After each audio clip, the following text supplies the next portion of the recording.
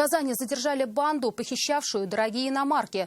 Первое заявление об угоне автомобиля поступило от 66-летней владелицы кроссовера «Мазда». Женщина рассказала, что припарковала свою машину рядом со своим домом на проспекте Амирхана, а утром не обнаружила ее на месте. Вскоре сотрудники уголовного розыска установили маршрут иномарки. Отслеживая его, оперативники обратили внимание на автомобиль Hyundai, который долгое время сопровождал «Мазду». Установив личность владельца, полицейские поняли, грядет новое преступление. Дальнейший угон проходил уже под присмотром оперативников. Злоумышленники отогнали очередную точно такую же Mazda CX-5 в Тихий двор на улице Фрунзе и попытались скрутить номера.